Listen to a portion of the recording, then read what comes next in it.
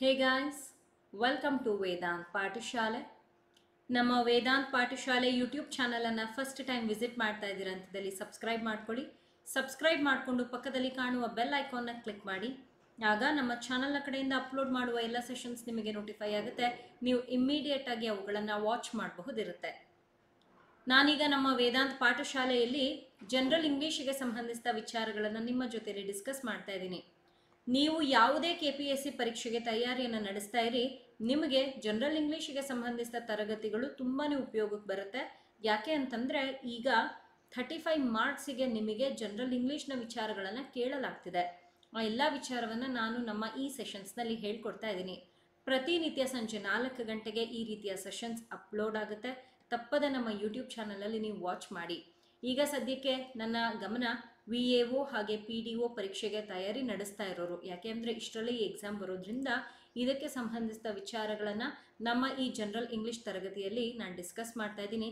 ತಪ್ಪದೆ ಸಂಜೆ 4 ಗಂಟೆಗೆ ವಾಚ್ ಮಾಡಿ. ಇಲ್ಲಿವರೆಗೂ ಕೆಲವು ಸೆಷನ್ಸ್ ಅಪ್ಲೋಡ್ ಆಗಿದೆ. ಕೊನೆಯಲ್ಲಿ ಅದರ ಪ್ಲೇಲಿಸ್ಟನ್ನು ತೋರಿಸ್ತೀನಿ, ಅಲ್ಲಿ ಹೋಗಿ ಕ್ಲಿಕ್ ಮಾಡಿ. ಇಲ್ಲಿವರೆಗೂ ಆಗೋಗಿರೋ ಎಲ್ಲ ಕಾನ್ಸೆಪ್ಟ್ಸನ್ನು ತಪ್ಪದೆ ವಾಚ್ ಮಾಡಿ. ಇವತ್ತಿನ ನಮ್ಮ ಡಿಸ್ಕಷನ್ನ ಟಾಪಿಕ್ ಪ್ಯಾಸೇಜ್ ರೈಟಿಂಗ್. ಈ ಥರದ್ದೊಂದು ಟಾಪಿಕ್ ಇದೆ. ಏನಿದು ನೋಡಿ, ಇದರಲ್ಲಿ ಏನಾಗುತ್ತೆ ಅಂತಂದರೆ ನಿಮಗೆ ಒಂದು ವಿಚಾರವನ್ನು ಕೊಡಲಾಗುತ್ತೆ.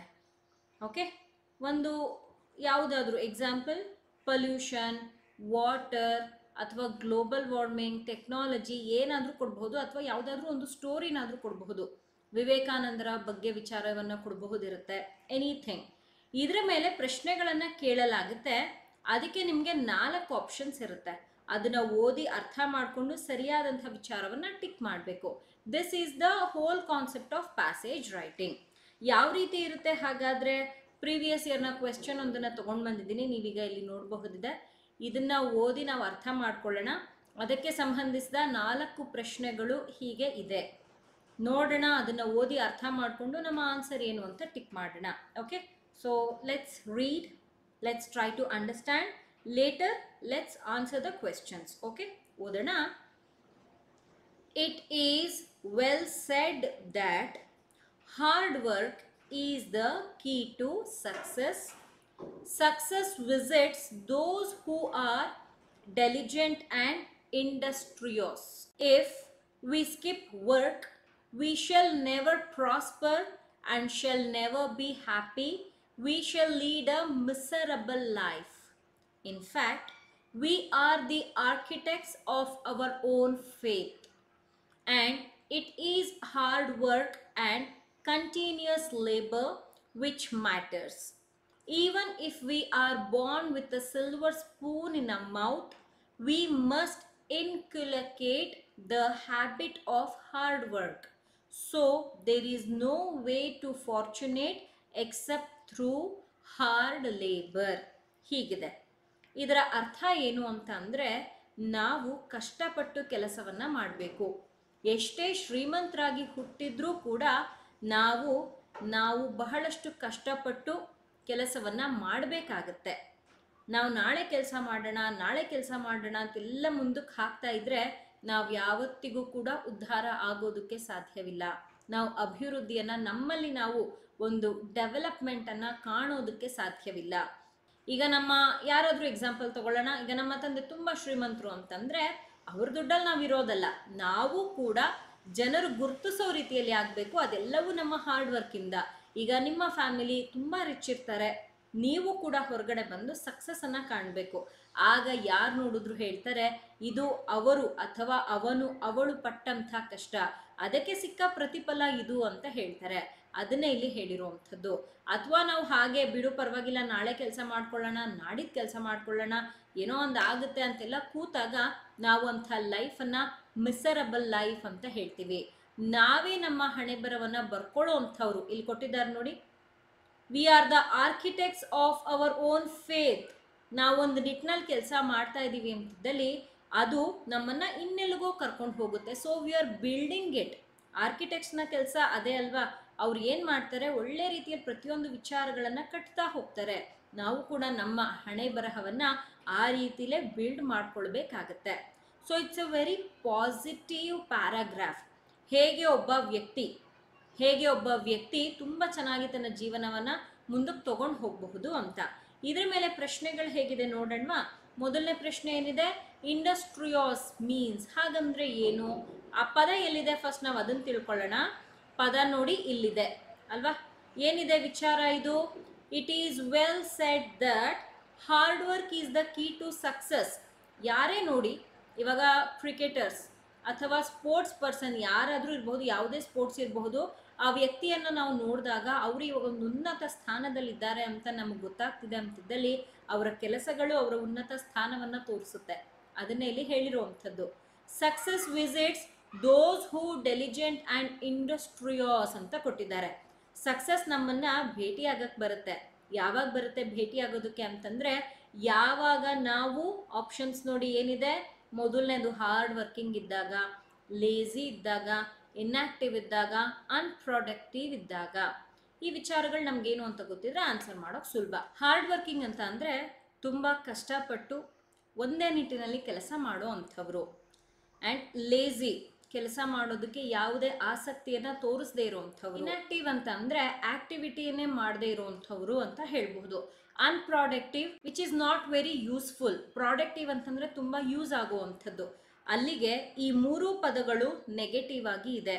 ಇಂಡಸ್ಟ್ರಿಯಾಸ್ ಅಂತ ಅಂದರೆ which is a very positive word, and ಇಲ್ಲೇ ಅವ್ರು ನಮಗೆ ಮೆನ್ಷನ್ ಕೂಡ ಮಾಡಿದ್ದಾರೆ ಹಾರ್ಡ್ ವರ್ಕ್, ಅದನ್ನೇ ನಾವಿಲ್ಲಿ ತಗೊಳ್ಬಹುದು. ಹಾಗಾಗಿ ಈ ಪ್ರಶ್ನೆಗೆ ಉತ್ತರ ಏನಾಗಬೇಕಾಗತ್ತೆ ಅಂತಂದರೆ ಆಪ್ಷನ್ ಎ, ಹಾರ್ಡ್ ವರ್ಕಿಂಗ್. ಈ ರೀತಿಯಲ್ಲಿ ನೀವು ಅರ್ಥ ಮಾಡ್ಕೊಳ್ಬೇಕು ಪ್ಯಾಸೇಜನ್ನು. ನಾನು ಬರೀ ನಿಮ್ಗೆ ಇದೇ ಆನ್ಸರ್ ನೋಡಿ ಹೀಗೆ ಬಂತು ಅಂತ ತೋರಿಸ್ತಾ ಇಲ್ಲ. ಹೇಗೆ ಒಂದು ಪ್ಯಾಸೇಜನ್ನು ನೋಡಿ ಅರ್ಥ ಮಾಡಿಕೊಂಡು ನೀವು ಆನ್ಸರ್ ಮಾಡಬೇಕು ಅನ್ನೋ ವಿಚಾರಗಳನ್ನು ಹೇಳ್ಕೊಡ್ತಾ ಇದ್ದೀನಿ. ಅರ್ಥ ಆಯ್ತಾ? ಇದು ಮೊದಲನೇ ಪ್ರಶ್ನೆ ಆಗಿತ್ತು. ಎರಡನೇ ಪ್ರಶ್ನೆ ನೋಡೋಣ ಏನಿದೆ. If we don't work hard it results ಇನ್. ನಾವು ತುಂಬ ಕಷ್ಟಪಟ್ಟು ಕೆಲಸ ಮಾಡಿಲ್ಲ ಅಂತಿದ್ದಲ್ಲಿ ಯಾವ ಪರಿಣಾಮವನ್ನು ನಾವು ನೋಡಬಹುದಾಗಿರುತ್ತೆ ಈ ಪ್ಯಾರಾಗ್ರಾಫ್ನ ಮುಖಾಂತರ. ಏನಿದೆ ನೋಡಿ, we shall never be happy, we shall lead a miserable life.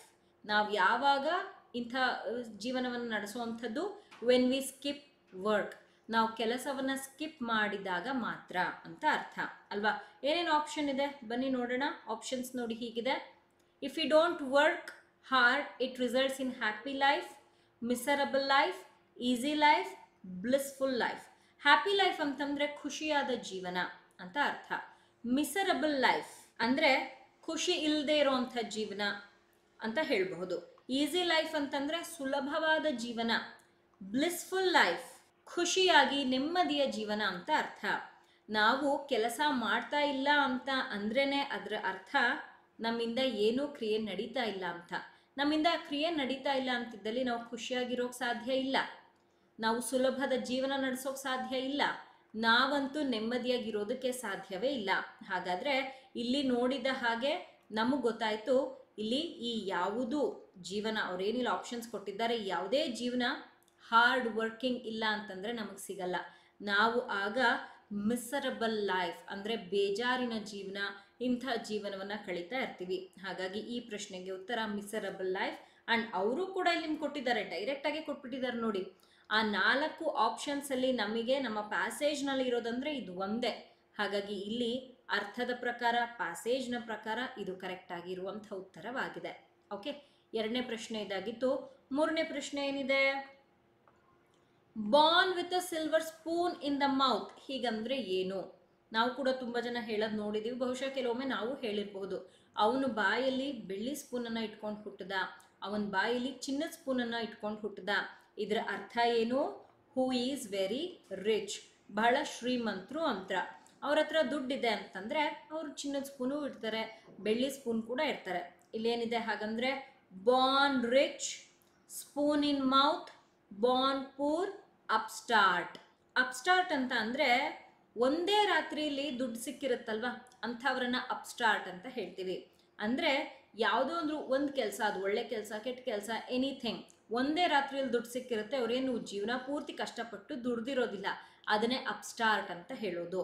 Born rich ಅಂತ ಅಂದರೆ ಹುಟ್ಟಿದಾರಭ್ಯ ಅವರು ರಿಚ್ ಆಗಿ ಹುಟ್ಟಿರ್ತಾರೆ, ಅವ್ರ ಮನೆಯವರು ರಿಚ್ ಪೀಪಲ್ ಆಗಿರ್ತಾರೆ, ಅಲ್ಲಿಂದ ಅವರು ಈ ರೀತಿಯಲ್ಲಿ ಹೇಳ್ಬೋದು. ಬಾರ್ನ್ ವಿತ್ ಸಿಲ್ವರ್ ಸ್ಪೂನ್ ಅಂತ. ಸ್ಪೂನ್ ಇನ್ ಮೌತ್ ಬರೋದಿಲ್ಲ, ಅದಕ್ಕೂ ಇದಕ್ಕೂ ಏನು ಸಂಬಂಧ ಇಲ್ಲ. ನಾರ್ಮಲ್ ಸ್ಪೂನ್ಸ್ ಮನೇಲಿರುತ್ತೆ, ಅದಕ್ಕೂ ಇದಕ್ಕೂ ಸಂಬಂಧ ಇಲ್ಲ. ಬಾರ್ನ್ ಪೂರ್ ಬರೋದಿಲ್ಲ. ಬಾರ್ನ್ ಪೂರ್ ಅಂತ ಅಂದರೆ ಹುಡ್ತಾನೆ ಬಡವರು ಅಂತ. ಹೇಗೆ ನಾರ್ಮಲ್ ಒಂದು ಸ್ಪೂನ್ ತೊಗೊಳೋದಕ್ಕೆ ಕಷ್ಟಪಡೋರು ಸಿಲ್ವರ್ ಸ್ಪೂನನ್ನು ಹೇಗೆ ತೊಗೊಳ್ತಾರೆ, ಬೆಳ್ಳಿ ಚಮಚನ ಅಲ್ವಾ? ಅದಾಗೋದಿಲ್ಲ. ಅಪ್ಸ್ಟಾರ್ಟ್ ಅಂದರೆ ಈಗಷ್ಟೇ ಹೇಳಿದೆ, ಒಂದು ರಾತ್ರಿಯಲ್ಲಿ ಅವರು ಶ್ರೀಮಂತರಾಗಿರ್ತಾರೆ. ಸೊ ಅದಕ್ಕೂ ಕೂಡ ಇದಕ್ಕೂ ಸಂಬಂಧ ಇಲ್ಲ. ಹಾಗಾಗಿ ಇಲ್ಲಿ ನಾವು ನೋಡ್ತಾ ಇದ್ದೀವಿ, ನಮ್ಮ ಪ್ರಶ್ನೆಯಲ್ಲೂ ಹೇಳ್ತಾ ಇದೆ, born with a silver spoon in the mouth which means who is born rich. ಹುಟ್ಟುತ್ತಲೇ ಅವರು ಶ್ರೀಮಂತರಾಗಿ ಹುಟ್ಟಿರ್ತಾರೆ, ಅಂಥವ್ರನ್ನ ಹೀಗೆ ಹೇಳ್ತಾರೆ. ಓಕೆ, ಮೂರನೇ ಪ್ರಶ್ನೆ ಇದಾಗಿತ್ತು. ಇಲ್ಲಿ ನಮಗೆ ಪ್ಯಾಸೇಜಲ್ಲೂ ಕೂಡ ಅದು ಕೊಟ್ಟಿದ್ದಾರೆ ನೋಡಿ. Even if we are born with a silver spoon in the mouth, ನಾವು ಎಷ್ಟೇ ಶ್ರೀಮಂತರಾಗಿ ಹುಟ್ಟಿದ್ರೂ ನಾವು ಕಷ್ಟಪಟ್ಟು ಕೆಲಸ ಮಾಡಬೇಕು, ನಮ್ಮನ್ನು ನಾವು ಗುರುತಿಸ್ಕೊಳ್ಬೇಕು. ನಮ್ಮ ಕೆಲಸದ ಕಾರಣದಿಂದ ಜನ ನಮ್ಮನ್ನು ಗುರುತಿಸ್ತಾರೆ, ಅದನ್ನೇ ಇಲ್ಲಿ ಹೇಳಿರೋ ಅಂಥದ್ದು. ಓಕೆ, ಈ ಪ್ಯಾಸೇಜ್ನ ಮೇಲೆ ಒಟ್ಟು 4 ಪ್ರಶ್ನೆಗಳನ್ನು ಕೊಟ್ಟಿದ್ರು. 4ನೇ ಪ್ರಶ್ನೆ, way to achieve fortune is through. ಇಲ್ಲಿ ಫಾರ್ಚ್ಯೂನ್ನ ಅರ್ಥ ಸಕ್ಸಸ್ ಅಂತ. ಹೇಗೆ ಅಥವಾ ಯಾವುದರ ಮೂಲಕ ಯಾರೇ ಆಗಲಿ ಒಂದು ಸಕ್ಸಸ್ ಫಾರ್ಚ್ಯೂನನ್ನು ನೋಡಬಹುದು. Lucky drip. ಈಗ ಒಂದು 10 ಜನ ಎಲ್ಲೋ ಹೋಗಿರ್ತೀವಿ ನಾವು, ಎಲ್ಲರ ಹೆಸರನ್ನ ಒಂದು ಬಾಕ್ಸಲ್ಲಿ ಹಾಕಿಸ್ತಾರೆ. ಯಾರ್ದಾದ್ರೂ ಒಂದು ಹೆಸರಿರೋ ಅಂಥದ್ದು ವಿಚಾರವನ್ನು ಹೊರಗಡೆ ತೆಗಿತಾ ಇದ್ದಾರೆ ಅಥವಾ ಹೆಸರಿನ ಚೀಟಿಯನ್ನು ಹೊರಗಡೆ ತೆಗಿತಾ ಇದ್ದಾರೆ ಅಂತಿದ್ದಲ್ಲಿ ಅದನ್ನು ನಾವೇನಂತ ಹೇಳ್ತೀವಿ, ಲಕ್ಕಿ ಡಿಪ್ ಅಂತ ಹೇಳ್ತೀವಿ. ಅದಕ್ಕೊಂದು ಪ್ರೈಸ್ ಇರುತ್ತೆ. ಈ ಥರ ಸಿಗುತ್ತಾ ನಮಗೆ ಫಾರ್ಚ್ಯೂನ್? ಅಫ್ಕೋರ್ಸ್ ಇಲ್ಲ. ಲಾಟ್ರಿ ಬಗ್ಗೆ ನಿಮಗೂ ಎಲ್ಲ ಗೊತ್ತಿರುತ್ತೆ. ಸೊ ಇದು ಲಕ್ ಮೇಲೆ ಹೋಗುತ್ತೆ. ನಮ್ಗೆ ಲಕ್ ಇದ್ರೆ ಸಿಗುತ್ತೆ, ಇಲ್ಲ ಅಂದರೆ ಇಲ್ಲ. ಆದರೆ ಫಾರ್ಚ್ಯೂನ್ ಯಾವತ್ತಿಗೂ ಹಾಗೆ ಸಿಗೋದಿಲ್ಲ ನೋಡಿ. ಹಾರ್ಡ್ ಲೇಬರ್ ಅಂತ ಇದೆ, ಇದು ನಮ್ಮ ಪ್ರಶ್ನೆಯಲ್ಲಿ ನಮಗೆ ಕಾಣಿಸ್ತಾ ಇದೆ ಅಲ್ವಾ? ಎಲ್ಲಿದೆ ನೋಡಿ, ಇಲ್ಲಿ ತೋರಿಸ್ತೀನಿ. So there is no way to fortune. ಸಕ್ಸಸ್ಸನ್ನು ಕಾಣೋದಕ್ಕೆ ನಾವೇನಾದರೂ ಹಾರ್ಡ್ ಲೇಬರ್ ಅಂದರೆ ಹಾರ್ಡ್ ವರ್ಕಿಂಗ್ ಆಗಿಲ್ಲ, ಕಷ್ಟಪಟ್ಟು ಕೆಲಸ ಮಾಡಿಲ್ಲ ಅಂತಿದ್ದಲ್ಲಿ ನಮಗೆ ಫಾರ್ಚ್ಯೂನ್ ಸಿಗೋದಿಲ್ಲ ಅಂತ ಇಲ್ಲಿ ಹೇಳ್ತಾ ಇದ್ದಾರೆ. ಹಾಗಾಗಿ ಇಲ್ಲಿ ನಮ್ಮ ಆನ್ಸರ್ ಏನಾಗಬೇಕಾಗುತ್ತೆ? ಆಪ್ಷನ್ ಸಿ, ಹಾರ್ಡ್ ಲೇಬರ್ ಆಗಬೇಕಾಗತ್ತೆ. ಬೆಗ್ಗಿಂಗ್ ಅಂತಂದರೆ ಭಿಕ್ಷೆ ಬೇಡೋದು, ಅದಕ್ಕೂ ಇದಕ್ಕೂ ಸಂಬಂಧ ಇಲ್ಲ. ನಾವು ಸಕ್ಸಸ್ ಕಾಣಬೇಕು, ನೀವು ಕೂಡ ನಿಮ್ಮ ಪರೀಕ್ಷೆಯಲ್ಲಿ ಸಕ್ಸಸ್ಸನ್ನು ಕಾಣಬೇಕು ಅಂತಿದ್ದಲ್ಲಿ ಪ್ರತಿನಿತ್ಯ ಕಷ್ಟಪಟ್ಟು ಪ್ರಾಕ್ಟೀಸ್ ಮಾಡಬೇಕು, ಇಷ್ಟಪಟ್ಟು ಪ್ರಾಕ್ಟೀಸ್ ಮಾಡಬೇಕು. ಕಷ್ಟಪಟ್ಟು ಅಂತಂದರೆ ಹೆಂಗಪ್ಪ ಮಾಡೋದು ಆ ರೀತಿಯಲ್ಲ. You have to take out time for yourself for this particular thing. ಇದಕ್ಕಾಗಿ ನೀವು ನಿಮಗೋಸ್ಕರ ಸಮಯವನ್ನು ತೆಗೆದಿಡಬೇಕು. ಅನೇಕ ಕೆಲಸಗಳಿರ್ತಾವೆ ನಮಗೆ, ಆದರೆ ಕಷ್ಟ ಅಂದ್ಕೊಂಡು ಒಂದು ಸಬ್ಜೆಕ್ಟನ್ನು ಹಿಂದೆ ಬಿಡ್ತಾ ಹೋದಲ್ಲಿ ನಮಗದು ಕಷ್ಟವೇ ಆಗಿ ಉಳ್ಕೊಂಡು ಬಿಡುತ್ತೆ. ಹಾಗಾಗಿ ನಾವು ಇದು ಒಂದು ಕಾನ್ಸೆಪ್ಟ್, ಇದು ಒಂದು ಸಬ್ಜೆಕ್ಟ್, ಬೇರೆ ಸಬ್ಜೆಕ್ಟ್ ಥರನೇ ಅಂತ ಹೇಳಿ ಇದ್ರ ಮೇಲೆ ಪ್ರಾಕ್ಟೀಸ್ ಮಾಡಬೇಕು. ಅದು ಕೂಡ ನಮ್ಮ ದೈನಂದಿನ ಜೀವನಕ್ಕೆ ಸಂಬಂಧಿಸಿದ್ದಾಗಿದೆ. ಅಂದರೆ ಈ ವಿಚಾರ ಏನು ಪ್ರಶ್ನೆ ಕೊಟ್ಟಿದ್ರಲ್ವ ಇದು, ಹಾಗಾಗಿ ಇದನ್ನು ನಿಮ್ಮ ಪರ್ಸ್ಪೆಕ್ಟಿವಿಂದ ನೋಡಿ, ಆಗ ವಿಚಾರಗಳು ನಿಮಗೆ ತುಂಬ ಸುಲಭ ಆಗುತ್ತೆ, ಹಾಗೆ ಅರ್ಥ ಆಗುತ್ತೆ. ಪ್ಯಾಸೇಜ್ ರೈಟಿಂಗ್ ಮಾಡೋದಕ್ಕೆ ನಾನು ಫಸ್ಟ್ ಸೆಷನ್ ಮಾಡಿಕೊಟ್ಟಾಗ ಹೇಳಿದ್ದೆ, ಯಾವ ಕಾನ್ಸೆಪ್ಟ್ ಎಷ್ಟು ಅಂಕಗಳಿಗೆ ಬರಬಹುದು, ನೀವು ಹೇಗೆ ತಯಾರಿ ನಡೆಸ್ಕೋಬೇಕು, ಪ್ರಶ್ನೆಗಳು ಹೇಗಿರುತ್ತೆ ಅನ್ನೋ ಎಲ್ಲ ವಿಚಾರವನ್ನು ಮೊದಲನೇ ಸೆಷನಲ್ಲಿ ನಾನು ನಿಮಗೆ ತಿಳಿಸಿದ್ದೀನಿ. ನೀವು ಪ್ಯಾಸೇಜ್ ರೈಟಿಂಗ್ನ ಎಲ್ಲ ಪ್ರಶ್ನೆಗಳನ್ನು ಕರೆಕ್ಟಾಗಿ ಅಟೆಂಡ್ ಮಾಡಬೇಕು. 4ರಿಂದ 5 ಪ್ರಶ್ನೆಗಳು ಇರ್ತವೆ, ಆರಾಮಾಗಿ 5 ಅಂಕಗಳನ್ನು ತೊಗೊಳ್ಬಹುದು. ಯಾಕೆ ಅಂದರೆ ಇಲ್ಲೇ ನಿಮಗೆಲ್ಲ ಆನ್ಸರ್ ಇದೆ, ಕ್ವೆಶ್ಚನ್ನು ಇಲ್ಲೇ ಇದೆ, ಆನ್ಸರು ಇಲ್ಲೇ ಇದೆ, ನೋಡ್ಕೊಂಡು ಬರಿಬೇಕಷ್ಟೇ ನೀವು, ಹಾಗೆ ಅರ್ಥ ಮಾಡ್ಕೋಬೇಕು. So if you are preparing for your VAO, PDO or any banking exam, KS exam, ನೀವು ಅವರು ಕೊಡೋ ಅಂಥ ಒಂದು ಪ್ಯಾಸೇಜ್ ರೈಟಿಂಗ್ ಅಥವಾ ಪ್ಯಾಸೇಜನ್ನು ಅರ್ಥ ಮಾಡ್ಕೊಳ್ಬೇಕು. You have to be in a position to understand what they have given. ಅವ್ರು ಏನು ಕೊಟ್ಟಿದ್ದಾರೆ ಅದನ್ನು ಅರ್ಥ ಮಾಡ್ಕೊಳ್ಬೇಕು. ಅರ್ಥ ಮಾಡಿಕೊಂಡ ನಂತರ ಕರೆಕ್ಟ್ ಆಪ್ಷನನ್ನು ಚೂಸ್ ಮಾಡಬೇಕಾಗತ್ತೆ. Even this also matters, so you have to be very very careful. ಅರ್ಥ ಆಯ್ತಾ? ಇವತ್ತಿನಿಂದ ವಿಚಾರಗಳನ್ನು ಓದುವಾಗ ಅರ್ಥ ಮಾಡ್ಕೊಳ್ಳುವ ಪರ್ಪಸ್ಸಿಗೆ ಓದಿ, ಅದು ನಿಮ್ಮ ಪ್ಯಾಸೇಜ್ ರೈಟಿಂಗ್ಗೆ ನಿಮಗೆ ತುಂಬ ಸಹಾಯವನ್ನು ಮಾಡುತ್ತೆ. ಇವತ್ತಿನ ನಮ್ಮ ಸೆಷನ್ನಲ್ಲಿ ಪ್ರೀವಿಯಸ್ ಇಯರ್ನಲ್ಲಿ ಒಂದು ಪ್ರಶ್ನೆ ಬಂದಿತ್ತು, ಅದನ್ನು ತೊಗೊಂಡು ಬಂದು ಡಿಸ್ಕಸ್ ಮಾಡಿದೆ. VAO ಪರೀಕ್ಷೆ ಇನ್ನೂ ಇವತ್ತವರೆಗೂ ನಡೆದಿಲ್ಲ, ಇದೇ ಮೊದಲನೇ ಬಾರಿಗೆ ನಡೀತಾ ಇರೋದು. ಸೊ ಈಸಿ ಟು ಮಾಡರೇಟ್ ಕ್ವೆಶ್ಚನ್ಸನ್ನು ನಾವು ಎಕ್ಸ್ಪೆಕ್ಟ್ ಮಾಡಬಹುದಿದೆ. ಅದಕ್ಕೆ ಸಂಬಂಧಿಸಿದ ತಯಾರಿಯನ್ನು ನಾನು ಇಲ್ಲಿ ನಮ್ಮ ಯೂಟ್ಯೂಬ್ ಚಾನಲ್ನ ಮುಖಾಂತರ ನಿಮಗಾಗಿ ಮಾಡಿಕೊಡ್ತಾ ಇದ್ದೀನಿ. ನೀವು ಕೂಡ ನಮ್ಮ ಕ್ಲಾಸಸನ್ನು ಫಾಲೋ ಮಾಡೋ ಮುಖಾಂತರ ವಿಚಾರಗಳನ್ನು ತಿಳ್ಕೊಳ್ಳಿ. ಹಾಗೆ ಪ್ರತಿನಿತ್ಯ ನಾನು ನಿಮಗಾಗಿ ಸಂಜೆ 4 ಗಂಟೆಗೆ ಕ್ಲಾಸಸನ್ನು ಅಪ್ಲೋಡ್ ಮಾಡ್ತಾ ಇದ್ದೀನಿ, ತಪ್ಪದೇ ವಾಚ್ ಮಾಡಿ. ಇದರ PDF ಕೂಡ ನಿಮಗೆ ಅವೈಲಬಲ್ ಇದೆ. ಆನ್ ದ ಟಾಪ್ ನೀವು ನೋಡಬಹುದು, ಇಲ್ಲಿಗ ಕಾಣಿಸ್ತಾ ಇದೆ ನಿಮಗೆ. ನಮ್ಮ ವೇದಾಂತ್ ಪಾಠಶಾಲೆ ಟೆಲಿಗ್ರಾಮ್ ಗ್ರೂಪಿಗೆ ನೀವು ಜಾಯಿನ್ ಆಗಬಹುದು. ಅದರ ಹೆಸರು ವೇದಾಂತ್ ಪಾಠಶಾಲೆ. ಆ್ಯಂಡ್ ಡಿಸ್ಕ್ರಿಪ್ಷನಲ್ಲೂ ಲಿಂಕ್ ಇರುತ್ತೆ, ನೀವು ಅಲ್ಲಿ ಹೋಗಿ ಕ್ಲಿಕ್ ಮಾಡಬಹುದು. ಅಲ್ಲಿ ನೀವು ಹೋಗಿ ಜನರಲ್ ಇಂಗ್ಲೀಷ್ 1, 2, 3 ಅಂತ ನಾನು PDFs ಎಲ್ಲ ಪ್ರೊವೈಡ್ ಮಾಡಿದ್ದೀನಿ. ಕ್ಲಿಕ್ ಮಾಡಿ PDF ಅನ್ನು ಡೌನ್ಲೋಡ್ ಮಾಡ್ಕೊಳ್ಳಿ. ಹೀಗೆ ನಾನು ನಿಮಗಾಗಿ ಕ್ಲಾಸಸ್ಸನ್ನು ಪ್ರತಿನಿತ್ಯ ಮಾಡಿಕೊಡ್ತಾ ಇದ್ದೀನಿ. ಐ ನೀಡ್ ಯೋರ್ ಸಪೋರ್ಟ್ ಮಾಡಿ. ಯಾರೆಲ್ಲ ನಿಮ್ಮ ಫ್ರೆಂಡ್ಸ್ VAO PDO ಅಥವಾ ಯಾವುದೇ KPSC ಪರೀಕ್ಷೆಗೆ ತಯಾರಿ ನಡೆಸ್ತಿದ್ದಾರೆ ಅವರೊಂದಿಗೆ ನಮ್ಮ ಕ್ಲಾಸಸ್ನೆಲ್ಲ ಶೇರ್ ಮಾಡಿ.